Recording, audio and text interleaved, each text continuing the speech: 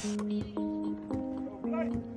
day before the first round of the NCAA Tournament is always a flurry of activity. Press conferences, team meetings, and final practices rule the day. But the Memphis Tigers had more on their minds than their opening round game at New Orleans Arena. They wanted to see what progress had been made in the city that was ravaged by Hurricane Katrina over a year and a half ago. So at the urging of his players, Coach John Calipari arranged an impromptu trip to the area most affected by the disaster, the lower Ninth Ward. We came down here when Katrina had just hit. We were one of the first games, and we took a tour of Lake Pontchartrain and then the Ninth Ward in different areas of the city, and it was devastation everywhere. So when we came back, Andre Allen just said, who's from Memphis, said to me, let's go back and see what they've done. This place was underwater, and if you start looking where they had X's on the house, and in one side, if they had a 0, that meant they found no bodies. So if you saw an X that had a 1 or a 2, it meant they found 2 dead bodies in that house. We have some kids from Memphis, South Memphis, which is a poor area in our town, and they were like, this is where I would have lived. This is where our family would have lived. See that car back in that house? So I really wanted to see like how much have the city undone. Like, they done a lot, but they can do more.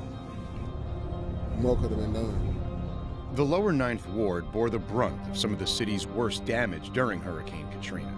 Over 1,300 buildings were severely damaged in the area after the levee broke on the nearby industrial canal.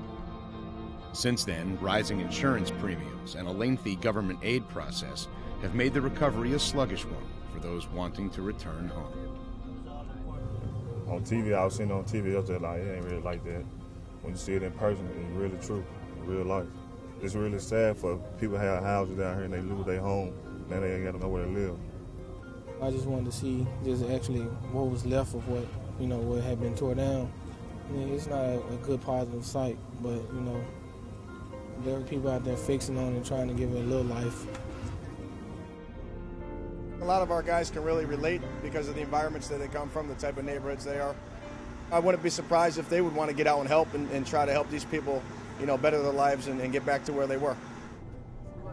To see something like that, it makes you just, not want to take life for granted because, them people had lives going on, and when the storm hit, pretty much they had nothing left. So, it just make you want to take every chance, like it's your last, and just give it your all in life.